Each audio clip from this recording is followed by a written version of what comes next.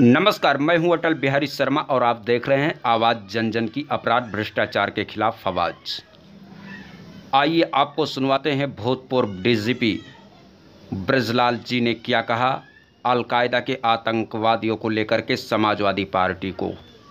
आज समाजवादी पार्टी के मुखिया अखिलेश यादव ने एक रिएक्शन दिया है दो आतंकवादियों की गिरफ्तारी का। दोनों अलकायदा के हैं, मिनहाज अहमद और मसीरुद्दीन। अलकायदा जानते किसका है? ओसामा बिन लादेन का, जिसको अमेरिका ने पाकिस्तान में मार दिया था। अल जवाहिरी का भी पता नहीं है, वो शायद जिंदा है। अलकायदा वो है जो सीरिया और इराक में लड़ रहा है, अफगानिस्तान में लड़ रहा है, और वो आतंकवादी हैं जिन पर आज अखिलेश यादव ने कहा है कि एटीएस पर मुझे विश्वास नहीं है। मैं एटीएस को बधाई देता हूं। मैं अखिलेश जी के व्यथा समझ सकता हूं। वोट बैंक की राजनीति की तरह यह पार्टी हमेशा जिहादियों के साथ रही है। उसका प्रमाण है 26 जनवरी 93 में एसएसपी मेरठ था, पीएसी पिकेट पर हमला हुआ था, काल हुआ था। 26 जनवरी मुसलमान ना मनाए, मुसलमानों ने मनाया, मैं भी गया था। जैसे मैं घर आया धमाका हुआ, पीएसी पिकेट पर हमला हुआ। गाजियाबाद 41 बटालियन के हवलदार शर्मा मारे गए, कई लोग घायल हुए, दंगा होते होते बचा। पहली बार प्रदेश में RDX, Chinese grenade, Chinese plastic grenade बरामद हुए। 5-6 आतंकवादियों के खिलाफ चार्जशीट लगी। नेताजी 93 में पावर में आते हैं।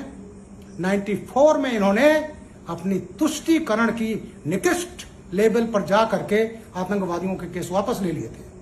फिर अदालत ने वापस नहीं होने दिया, और फिर मैं डीआईजी आगरा था। 95-96 में गवाही देने गया था, सबको आजम कारावास हो गई।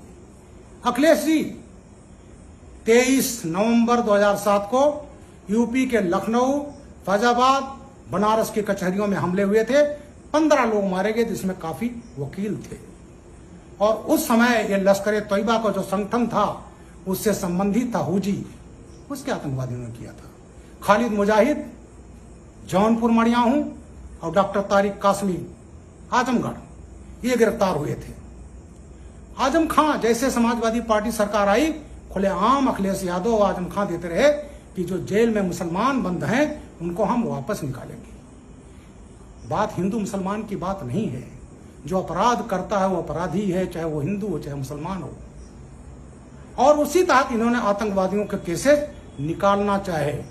बाराबंकी में जो गिरफ्तारी खालिद मुजाहिद तारिक कासमी की हुई, उसको अखिलेश जी ने वापस ले लिया था। फिर अदालत ने वापस नहीं होने दिया। इसी बीच में खालिद मुजाहिद तारिक कासमी फैजाबाद कोर्ट में गए, लौट रहे तो रास्ते में लू से खालिद मुजाहिद मर गया। और उसके मरने के बाद मेरे खिलाफ, और उस समय के डीजीपी विक्रम सिंह रहे, मैं तब रिटायर नहीं हुआ था, एडीजी सिविल डिफेंस था, हत्या का मुकदमा इसी बाराबंकी कोतवाली में 18 मई 2013 को अखिलेश ने कायम कराया था मेरे 42 पुलिसकर्मियों के साथ में। ये मैसेज दिया कि इनकी हिम्मत कैसे हो गई हमारे प्यारे आतंकवादियों को गिरफ्तार करने की। उस केस को भी अदालत ने वापस नहीं होने दिया। खालिद मुजाहिद तो मर गया, लेकिन तारिक कासमी को आजम कारावास की सजा हो गई। लखनऊ ब्लास्ट में हो गई, अयोध्या जो कचहरी में हुआ था उसमें ब्लास्ट हो गई, और गोरखपुर में इन्होंने मई में ब्लास्ट किया था 2007 में, उसमें भी आजम कारावास की सजा हुई। तो ये बेचारे आतंकवादी पालने वाले, जिहादी पालने वाले, अपराधी पालने वाले, तो इस पार्टी के डीएनए में है गुंडई। और अपने वोट बैंक के लिए, ये तुष्टीकरण के लिए किसी हद तक राजनीति पर, किसी उस पर जा सकते हैं।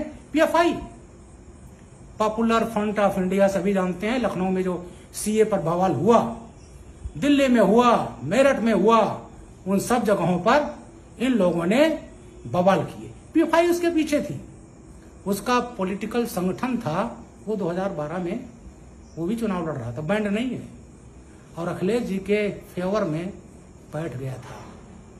और वही पीएफआई, जितने बड़ी बड़ी घटनाएं हुई, इन सबका संबंध आतंकवादियों से है। और वो सब भी समाजवादी लोगों का पूरा संरक्षण पात्र है। 2012 से 17 अखिलेश सरकार रही उत्तर प्रदेश में, और यहां आतंकवादी दिल्ली स्पेशल पुलिस ले जाती थी, एनआईए ले जाती थी, लेकिन इनके कार्यकाल में कोई भी आतंकवादी, अरे जब डीजी के खिलाफ मुकदमा कायम करोगे, रिटायर्ड डीजी के खिलाफ करोगे, एसपी के खिलाफ करोगे, तो किस इंस्पेक्टर, किस मातहत की हिम्मत है कि वो आतंकवादियों के खिलाफ मुकदमा करे। यही हमारी एटीएस, मैं चीफ रहा हूं 4.5 साल, इसको डिफंक्ट कर दिया अखिलेश यादव ने।